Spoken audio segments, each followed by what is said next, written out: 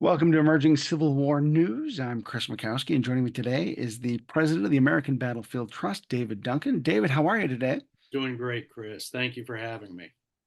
You have some fantastic news to share, a major purchase that's, I think, a real game changer. Yes, this is actually a transaction that goes back many, many years for me personally, because we're always looking at those land preservation opportunities where if we don't do something, something very bad could happen to that part of the battlefield. And what we're talking about today is the part of the Petersburg action at the breakthrough.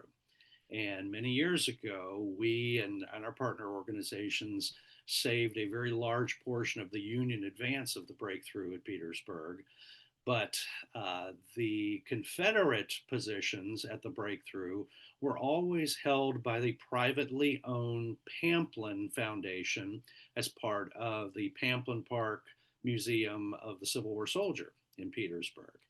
And for me, that was always a concern, not because the museum was there or there was any threat to the particular battlefield, which, by the way, contains some of the most pristine earthworks in North America still to this day.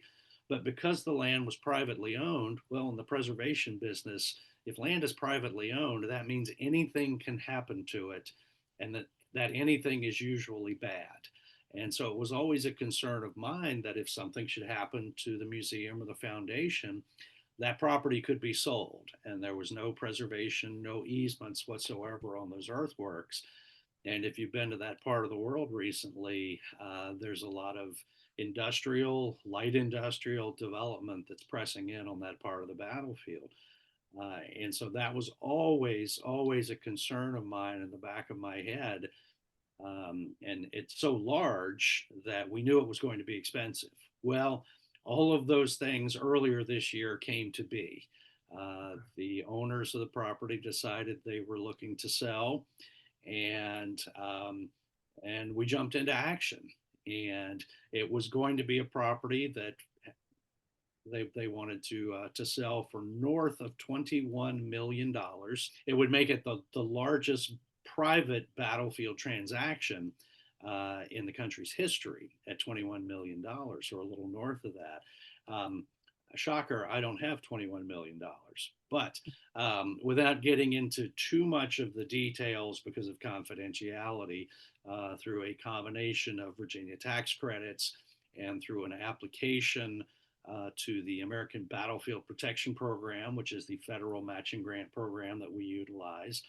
Um, we now believe we can save that, I think it's 417 acres, including those earthworks, for a total amount net about 660,000 of our members' money. So $21 million transaction for $660,000. So the challenge is we need to do it by November. So we're moving quickly, and we're going to be going out, I believe, in the next week or so with an appeal to our members to kick off the fundraising for this effort.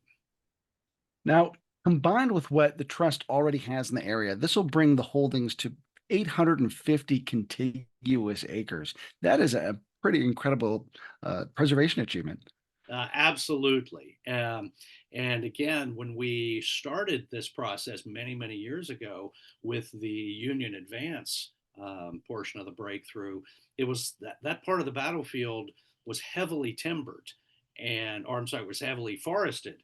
And so it was impossible to get a sense of the Union advance that morning as they approached the Confederate lines. We Not long after the acquisition, timber to that property is what I should have said, better said before. And so now it is a battlefield. And you can go there and experience that experience, that power of place, walk in the footsteps of those advancing Union soldiers. And now you will be able to do it from the Confederate side as well and experience again those incredibly pristine earthworks that, thanks to the Pamplin Foundation, have been preserved for all these years. and then hopefully, thanks to us, will be preserved in perpetuity. It's important to note that the museum's not going away. The services that Pamplin offers aren't going away. As part of this deal, there is an arrangement for a foundation to be set up to continue those operations. That is correct. And I want to assure, first of all, our members, but anybody else who might be listening, the American Battlefield Trust has no interest of going into the museum business. We've got our hands full with land preservation and the education programs that we're constantly putting out there and evolving. But yes, again, without getting into too much of the confidential details, there has been an entity created called the Breakthrough Battlefield Foundation. It is to be largely funded by the proceeds of this transaction that would then create an endowment that would allow for the continued operation of the museum for many, many years into the future.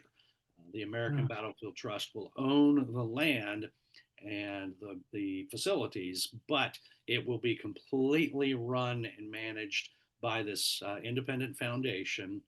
And they will assume all of the tax payments and liabilities and all of the things that come with owning and running a museum, staffing, et cetera, promotion. So we're just there as the landowners essentially. As we wrap up, David, I think about the many magnificent transactions you've been involved with, Slaughter Pen Farm, Jericho Mills, either big price tags or big acreages. This has got to be up among those real special opportunities, I would think. No question. For me personally, certainly, Chris. Hopefully, later this year at our Grand Review event in Richmond in October, we're going to be able to announce victory on the Gaines Mill Cold Harbor Save Forever campaign. That's a one primary tract. We're not done at that battlefield by any stretch of the imagination, but this was the one tract where close to 600 acres of both the Gaines Mill and Cold Harbor battlefields overlapped. And that makes that tract extraordinarily unique in American history. So we're going to be able to declare a victory on that one, as I said, in October. Slaughter Pen Farm, the southern end of the Fredericksburg battlefield, not to be flippant, but I have a near religious experience every time I drive past that battlefield. Um, just because of, again, what it could have become. It could have become a warehouse distribution hub and just been completely destroyed. And as I said at the top, that was always my concern with this land at Pamplin Park as well, that someone would come in, buy this property, bulldoze those earthworks. And, these days it could be zoned for a data center, warehouse distribution center, or a solar farm. But that's not going to happen. Well, congratulations, David. Best of luck as you move forward through these final negotiations and arrangements. And thanks for all you do for battlefield preservation and education. Thank you, Chris. Right back at you. Appreciate all you do. Thank you. I'm Chris Mikowski for Emerging Civil War News. We'll see you online and on the battlefield.